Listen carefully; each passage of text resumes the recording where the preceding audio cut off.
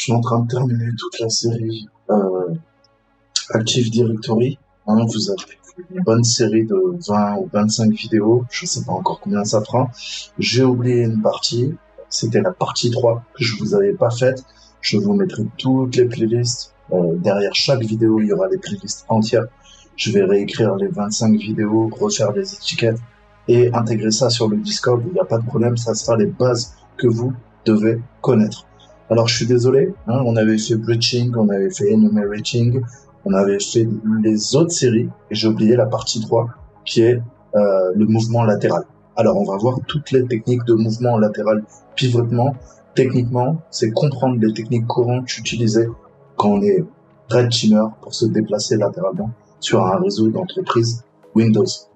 Alors, les techniques, encore une fois, si on parle exhaustif. Il y a d'autres techniques, naturellement, on vous montre les bases, c'est absolument ce que vous devez connaître si vous préparez des certifications type OSCP, d'accord? Alors, on va voir quelques objectifs d'apprentissage, si je peux me permettre. On va se familiariser avec les techniques de mouvement latéral utilisées par les attaquants. Ce que vous devez bien comprendre, c'est qu'on parle tout le temps d'escalade de privilèges. Ça, je comprends bien. Moi, je suis Toto le hacker. Sur une machine, je deviens l'administrateur. Ça, c'est assez simple à expliquer. Ce que ne comprennent pas les gens, c'est que le mouvement latéral, ça peut être aussi une escalade de privilèges. C'est-à-dire que sur une machine, de Toto le hacker, je vais devenir Micheline, qui travaille à la comptabilité, et je vais devenir l'administrateur, peut-être, je sais pas, du réseau. D'accord? Tu as bien compris qu'entre Toto, Micheline et l'administrateur du réseau, ces trois-là, ils ont chacun une fonction. D'accord? Ils ont chacun des droits au sein de l'Active Directory, au sein d'une machine. Alors certes, quand je serai administrateur du réseau, j'aurai plus de droits que Micheline et Toto. J'aurais donc fait une sorte d'escalade de privilèges. Mais c'est pas l'escalade de privilèges totale, intégrale, puisque je suis pas quoi? Je suis pas administrateur local sur la machine. Et si on parle carrément de toute une forêt intégrée à un contrôleur de domaine, le top, le haut de la pyramide, comme j'aime le dire, c'est l'OTA, le domaine admin. D'accord? C'est l'enterprise admin. Donc c'est pour ça qu'on parle pas d'escalade de privilèges, c'est également des techniques d'escalade de privilèges, mais c'est pas la privesque qu'on connaît nous. Puisque la privesque, j'ai personne au-dessus de moi. Là, je vais passer de compte à compte de machine. C'est certes une escalade de privilèges, mais c'est pas l'escalade de privilèges finale. C'est ça que je veux que vous compreniez bien. Donc, le pivotement latéral, comme je vous disais, c'est vraiment deux techniques. Ça va être à la fois le déplacement latéral de compte à compte sur une machine, comme je viens de vous l'expliquer, mais c'est également grâce à ces techniques qu'on va se déplacer de machine en machine. Cette fois-ci, au sein du réseau Active Directory, sur un contrôleur de domaine. D'accord?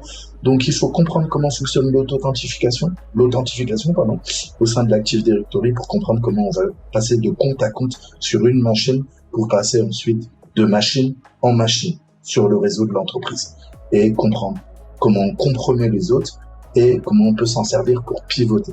Le principe du pivot, si tu n'as aucune connaissance en informatique, c'est que pour me connecter à ton ordinateur, je vais passer par exemple par 3 autres serveurs. D'accord? Je te donne un exemple. Je suis Toto le hacker, je pirate ta Livebox. Chez toi, il y a ta sœur, il y a ta mère, il y a ton père, il y a ton ordinateur. Vous êtes 4 dans la famille. Avant d'attaquer directement ton ordinateur, parce que t'imagines bien que j'ai pas envie qu'on sache que Toto le hacker a quoi? A compromis ta box et a attaqué ton ordinateur. Tu pourrais récupérer mon adresse IP. D'accord? Qu'est-ce que je vais faire? Je vais pirater l'ordinateur de ton père. Une fois que j'ai piraté l'ordinateur de ton père, je vais me connecter à l'ordinateur de ta mère. Je vais le pirater. Je vais me connecter ensuite de l'ordinateur de ta mère à l'ordinateur de ta sœur. Je vais le pirater. Et qui va venir te pirater? C'est pas Toto le hacker à partir d'Internet. C'est ta sœur avec son adresse IP qui va venir te pirater. Si tu suis un petit peu la métaphore, l'analogie que je suis en train de faire, bien sûr, c'est pas ta sœur qui te pirate, c'est moi, Toto le hacker. Mais Toto le hacker passe par l'ordinateur de ton père, passe par l'ordinateur de ta mère, passe par l'ordinateur de ta sœur pour enfin arriver sur ton ordinateur. Ça s'appelle le pivot en informatique. Tu dois comprendre ça. C'est des sortes de sauts de puces. Je saute d'ordinateur en ordinateur et plus je passe d'un ordinateur à un autre, plus ça sera difficile de retrouver Toto le hacker dans la nature. Comprends bien ça. Donc on va voir les bases. Alors le mouvement latéral, déplacement latéral, pivot, en tout ça c'est pour dire la même chose. C'est comme une partie d'échecs, tu vas avancer tes pions petit à petit pour compromettre ton adversaire. Aux échecs, qu'est-ce qu'il y a? Tu dois coucher la dame, bouffer les pions, mais c'est pas intéressant pour nous. En stratégie, aux échecs, il nous faut dégommer les fous, il nous faut dégommer les cavaliers, il nous faut dégommer les tours, ok? Et ensuite s'attaquer à la dame pour avoir enfin le roi. Une fois qu'on a tué le roi, régicide, on a gagné la partie, d'accord? Donc, plus sérieusement, pour nous, c'est quoi? C'est pareil. Petit à petit, je peux pas attaquer le roi. Le roi, c'est quoi? C'est le contrôleur de domaine. Qui est le roi dans le château, qu'on appelle le contrôleur de domaine? Le roi, c'est le domaine admin. D'accord? Avant de devenir domaine admin, il va falloir que je passe par les cavaliers, que je passe par les fous, que je passe par les tours, pour arriver au donjon. Vraiment, c'est comme un château fort, tu vois, tu dois passer petit à petit toutes les murailles, d'accord? Tous les systèmes de défense. C'est la même logique. Je te fais tout le temps des comparaisons pour vulgariser. Alors, en termes simples, le mouvement latéral, c'est des techniques, je te disais, utilisées par les attaquants pour se déplacer sur un réseau. Une fois qu'un attaquant accède à la première machine d'un réseau, quand on fait un pentest, le déplacement, pour nous, il est essentiel pour de nombreuses raisons.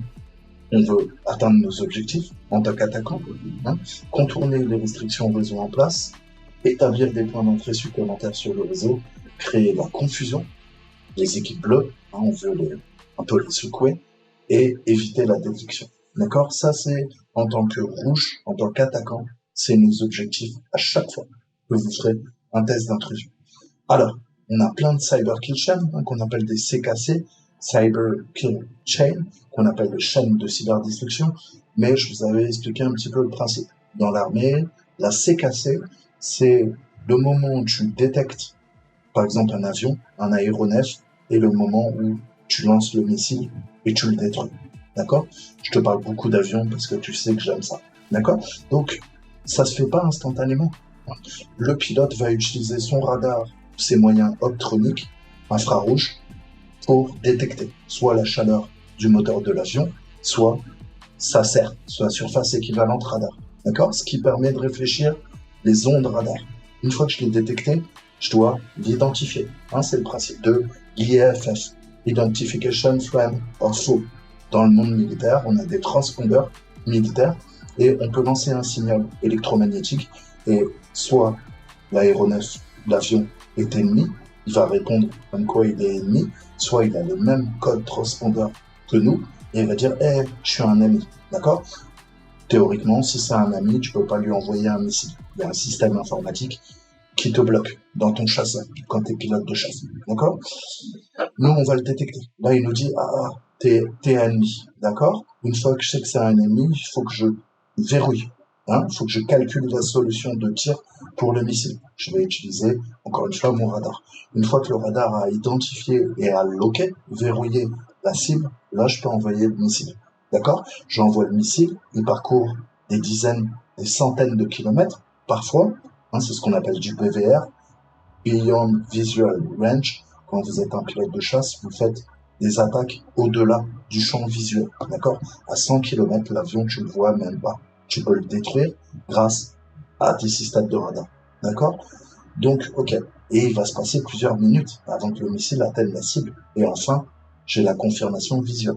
Je vais m'assurer soit que j'ai plus d'écho radar, si c'est très très loin, et d'infrarouge, soit je vais voir l'avion tomber au tapis, le pilote s'éjecter. D'accord? Donc tout ça, c'est la cyber kill chain. C'est des exemples que je viens de te donner, mais nous, c'est pareil. Quand on lance une cyberattaque, entre le temps où je fais ma reconnaissance, première étape, que j'ai le gain d'accès initial, que j'arrive vraiment à rentrer, que je escalade mes privilèges, et là, je pivote sur le réseau. Il y a la reconnaissance interne à partir de la première machine que j'ai piratée de l'entreprise. Je vais mapper le réseau, me déplacer latéralement, installer de la persistance, maintenir ma présence dans tous les ordinateurs que j'aurai piraté les uns après les autres. Grâce à ce parc de botnets, d'ordinateurs auxquels j'ai le contrôle, qui sont sous mes ordres, je vais pouvoir continuer à évoluer au sein de l'entreprise jusqu'à arriver aux machines, les serveurs de facturation ou des bases de données où je vais extraire la data. D'accord? Ma mission là, elle est terminée. Que tu fasses un pen test, tu as montré à ton client, il t'a demandé de sortir la facturation, tu as récupéré des fiches de paie du salarié qui prouvent que tu as bien fait ton travail. D'accord? Ou c'est une cyberopération, c'est dans le monde militaire. Et là, on a fait de l'espionnage industriel, on est rentré dans le système et on a sorti des secrets qui nous intéressent. D'accord? Donc ça, c'est la cybercriminalité. C'est bien comprendre, c'est un cycle qui se répète. Et vous l'avez sous les yeux, nous, c'est dans la boucle. Là, je vais vous parler du move laterally, se déplacer latéralement. D'accord? Donc, concrètement pour nous, c'est usurper des mots de passe, les informations d'identification. Ça va nous donner accès à de nouvelles machines. On va élever nos privilèges, extraire les informations d'identification d'autres comptes, d'autres machines, et on continue. Le cycle recommence jusqu'à avoir l'intégralité des machines sous notre contrôle. D'accord? En tout cas, les machines qui sont intéressantes pour nous. Alors, ça, c'est le CKC. Maintenant, je vais vous parler un peu d'un exemple, que vous compreniez bien pourquoi on a besoin de pivoter sur le réseau. Là, vous avez un diagramme. En rouge, on a Toto, le hacker, qui a piraté un des ordinateurs du marketing. Mais il ne peut pas aller sur le serveur qui gère le code, le repo, où il y a tout le code que mettent les développeurs. Ça, c'est la propriété intellectuelle de l'entreprise. Moi, je veux récupérer ça. Donc, je vais passer par Dev01, qui est un des PC des développeurs, pour ensuite pouvoir me connecter au serveur avec tout le code. Pourquoi je fais ça? Parce que si j'attaque à partir des PC du marketing, tu as bien compris que ça va pas marcher. Le pare-feu me bloque. Si je le fais à partir des PC des devs, eux, ils ont le droit de pousser du code sur le serveur distant, qui gère le repo. Donc, je vais passer par l'ordinateur des devs. C'est pour ça qu'on pivote. Alors, ça, c'est l'explication facile. On va rentrer dans les détails. Donc, on fait un engagement en rouge. On va faire un pen test. Notre objectif final, c'est d'atteindre le code interne de l'entreprise. Il y a un référentiel de code. Imaginez que ça soit un serveur GitHub qui tourne dans l'entreprise. On a obtenu notre premier accès, notre foothold, notre première compromission sur le réseau cible grâce à une campagne de phishing. On a des administrateurs qui s'appelle Leonard Summers qui a cliqué sur ma pièce jointe et on a réussi à dérober son mot de passe. D'accord? Habituellement, les campagnes de phishing, elles sont beaucoup plus efficaces sur des utilisateurs non techniques, de sorte que notre premier accès va se faire, par exemple, via une machine dans le service marketing. Donc, imaginons que notre ami Léonard, c'est un administrateur qui s'occupe de tous les PC marketing, d'accord? Mais il n'a aucun droit sur les PC gérés par les développeurs. Il n'a aucun droit sur le serveur GitHub, le repo, avec le code qu'on veut venir extraire. Donc nous, il va falloir trouver une solution pivotée sur toutes ces machines, tous ces comptes, pour parvenir à nos fins. D'accord? Donc logiquement, si on suit un peu cette stratégie, c'est un exemple très simple, tu as des postes de travail du marketing.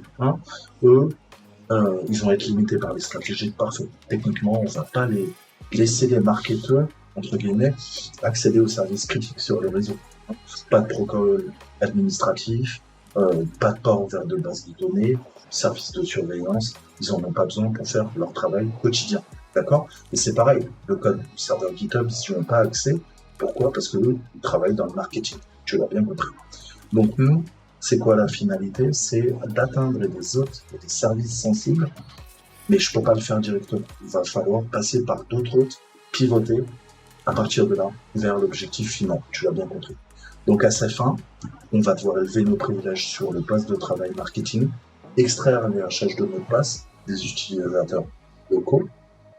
Si on trouve un administrateur local, le même compte peut être également présent sur d'autres hôtes. C'est-à-dire que, avec un peu de chance, je sais pas, il va falloir vérifier. Je t'ai dit que l'administrateur Léonard, qui administre marketing PC, en théorie, peut pas aller sur l'ordinateur des devs. Peut-être qu'il le peut, hein, mais tu peux pas supposer. Il va falloir faire des tests, voir si ça marche. Et ensuite, qu'est-ce qu'on peut faire? On va récupérer des haches de mot de passe de l'administrateur local. On va faire des attaques PTT, passe de hache, enfin PTH, passe de hache. Et là, à partir de dev 001 du PC, je vais peut-être accéder, vu que c'est les développeurs de la société qui utilisent le PC, je vais pouvoir attaquer le serveur GitHub, là où il y a tous les secrets. D'accord? Donc c'est un exemple très simple, hein, mais pour que vous compreniez. Le mouvement latéral, il est utilisé pour contourner les restrictions de pare-feu, utile pour échapper à la détection. D'accord? Même si le post-marketing avait un accès direct au serveur GitHub de l'entreprise, il est souhaitable pour nous de se connecter via le PC d'un des développeurs. Tu comprends bien que si on regarde les IOC, les indicateurs de compromission, si Michelin du marketing attaque, contourne le pare-feu, attaque le serveur GitHub, là, les équipes bleues, les analystes vont se dire, c'est pas normal, ok? C'est pas un comportement normal de Michelin. Mais si Michelin arrive à usurper l'identité des devs, à se connecter à son ordinateur et à attaquer le serveur GitHub, eh ben, tu peux, comme on dit dans le jargon, te noyer dans le bruit. D'accord? Ça va être un peu moins flag quand on vérifiera les journaux d'audit. Et avec un peu de chance, si tu te fais détecter dans le réseau, tu seras peut-être déjà parti. Et je te le conseille. D'accord? Donc c'est ça. Encore une fois, on va se remettre dans la peau d'un attaquant. On a des protocoles administratifs standards, NRM, RDP, VNC, SSH qui nous permettent de nous connecter aux machines sur le réseau. D'accord? Le but, c'est d'imiter les comportements des utilisateurs réguliers, comme je vous disais, pour atteindre une certaine cohérence. Hein. Lors de la planification de notre cyberattaque, on ne doit pas éveiller les soupçons. Donc vous devez comprendre la structure de l'entreprise. Vous devez comprendre la psychologie, hein, comment fonctionnent les gens. Et bien sûr, il est très rare, à moins que ça soit un insider ou une partie malveillante, que Michelin de la comptabilité, de la compta, pardon, j'arrive, va pouvoir chercher ou va chercher hein, sur son temps de travail à pirater une des machines de l'entreprise. T'as bien compris que généralement c'est pas possible. C'est pas ce qu'elle fera. Elle fait son travail. Donc vous devez pas éveiller les soupçons et ça passe par se fondre dans le décor et avoir des connexions à des ordinateurs, c'est bien, mais il faut que ça soit crédible. Si vous voulez passer sous les radars, si vous voulez que ça paraisse pas inhabituel, si vous me permettez. D'accord? Donc voilà, un utilisateur informatique qui se connecte au serveur web via RDP, ça va pas choquer les administrateurs.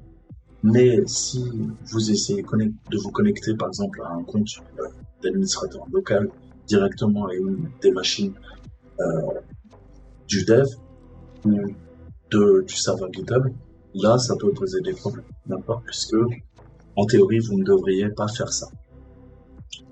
Donc les attaquants, ils ont d'autres méthodes pour se déplacer, je vous ai dit. Le but c'est de rendre la tâche la plus difficile à l'équipe bleue et qu'elle ne puisse pas détecter ce qui se passe efficacement. D'accord? Donc il n'y a aucune technique qui est infaillible, comme tout en informatique, mais il faut essayer d'être le plus silencieux possible. Hein. Je vous dis toujours, vous devez être des bons bardiers furtifs. Vous devez voler bas et vite, d'accord? Et vous rentrez, vous faites ce que vous avez à faire, c'est votre mission, et vous repartez du territoire ennemi. Le territoire ennemi, le champ de bataille, c'est le réseau de l'entreprise. D'accord? Je te fais des métaphores avec des avions, mais on va rentrer dans le réseau de l'entreprise vite et à basse altitude pour pas se faire détecter par les radars. D'accord? Et ensuite, on fait ce qu'on a à faire et après, on s'exfiltre du théâtre et pour nous, ça sera le réseau de l'entreprise. D'accord? Plus tu fais tes étapes bien, plus tu les connais par cœur sur le bout des doigts, plus tu seras à même de gérer l'ensemble d'une cyberattaque. Et qu'est-ce qu'une cyberattaque? C'est une succession d'étapes séquentielles qui forment la cyber kill chain. Tu l'as compris. Alors, en tant qu'administrateur, et puis même vous, sur vos postes, vous connaissez l'UAC. L'UAC, c'est le contrôle de compte utilisateur, hein, User Account Control. Donc, on a des techniques de mouvement latéral, mais parfois, on va se casser les dents d'accord? Il faut avoir le compte administrateur qu'il faut. Et des fois, vous êtes comptes locaux, donc tu fais partie du groupe administrateur local, et des fois, tu as des comptes de domaine qui font partie du groupe administrateur local. Ça, c'est vraiment important. Parce que dans le deuxième cas, tu es Dieu sur l'ensemble de l'entreprise, d'accord, puisque tu es compte de domaine, et quand tu as un compte local, tu as bien compris, local, ça veut dire ce que ça veut dire. Certes, tu es administrateur, mais sur une des machines de l'entreprise, une ou plusieurs, mais pas toutes, d'accord? Quand tu es compte de domaine, tu as accès à toutes les machines de l'entreprise. Alors, on va parler un petit peu du contrôle de compte avant de commencer. Il y a l'UAC sur les administrateurs locaux, donc vous connaissez, à l'exception du compte administrateur par défaut. Vous savez que quand vous lancez une application Windows, je dis appuie sur telle touche ou tape ton mot de passe, ça dépend comment c'est configuré, mais le meilleur exemple que je peux vous donner, c'est voilà, typiquement, tu lances une application, elle dit ouais, il y a besoin d'une élévation de privilège, vous êtes sûr que vous voulez lancer en tant qu'administrateur? Oui, non. Deuxième, si tu as réglé, tu as durci ton système, il va te demander de faire CTRL ALT supprime et d'appuyer sur oui ou non. Et si ton système est très sécurisé, on va carrément te demander de taper le mot de passe administrateur pour lancer le programme. Donc tu as bien compris que pour nous, en fonction de comment c'est configuré, ça peut être très facile ou ça peut être très compliqué. D'accord? Donc, par défaut, ce qu'il faut retenir, c'est que les administrateurs locaux ne pourront pas se connecter à distance à une machine et effectuer des tâches administratives, puisqu'ils sont locaux. Donc, ils travaillent que sur la machine. D'accord? Sauf à l'aide d'une session interactive via RDP. D'accord? Donc ça, il faut bien le comprendre. Le RDP, ça va être notre sésame, c'est ce qu'on appelle du Remote Desktop Protocol. Et, comment te dire, c'est le bureau à distance. D'accord? Donc Windows, lui, il va refuser toutes les tâches administratives. Tu veux du RPC? Ça va pas marcher. Tu veux utiliser l'OSMB? Ça va pas marcher. Je vais vous montrer. Ou tu veux utiliser WinRM. D'accord? Parce que les administrateurs qui veulent utiliser ça, en fait, sont connectés avec un jeton d'intégrité qui est filtré. C'est ce qu'on appelle un token. D'accord? Ça empêche techniquement que le compte utilise des actions privilégiées. C'est pour compartimenter, c'est bien, ça a des fins de sécurité. Donc, pour nous, le seul compte local qui obtiendra tous les privilèges, et c'est ça qu'il faut comprendre, c'est le compte administrateur par défaut. Donc tu as bien compris qu'il nous faut faire une priveste, on veut être administrateur par défaut, d'accord? Donc mouvement latéral, priveste, escalade de privilèges, c'est vraiment les bases pour pouvoir pivoter au sein d'un réseau, comme je te le disais en préambule. Donc les comptes de domaine avec des privilèges d'administration locale, d'accord, ne seront pas soumis au même traitement et seront connectés avec des privilèges d'administration complets, d'accord? C'est ce que je te dis, quand t'es dans le domaine, t'es DA, domaine admin, t'es le roi du pétrole, d'accord? Et comme tu as en plus les privilèges d'administration locale sur une machine, tu as bien compris que tu as plus de droits que quoi? Que le compte administrateur par défaut local. Je m'arrête là, j'espère que tu as bien compris. Donc ces fonctionnalités de sécurité, on va les désactiver. Et c'est ce qu'on va chercher à faire. Pourquoi contourner des protections quand je peux avoir les droits pour les désactiver? D'accord? Et des fois, vous trouverez aucune différence entre les comptes locaux et les comptes de domaine au niveau du groupe administrateur. Par contre, des fois, vous verrez que c'est ce qui fera entre la réussite et l'échec d'une cyberattaque. Ni plus ni moins. D'accord? Donc il est essentiel de garder à l'esprit que si certaines techniques de mouvement latéral échouent, c'est peut-être dû à quoi? À l'utilisation d'un administrateur local, d'accord? Autre que celui par défaut, où le compte utilisateur est peut-être appliqué, d'accord? Donc là, je vous mettrai toutes les fonctionnalités de sécurité à les décrire pour comprendre comment ça fonctionne, parce que tu peux pas hacker le système si tu ne comprends pas comment ça fonctionne. C'est aussi simple que ça.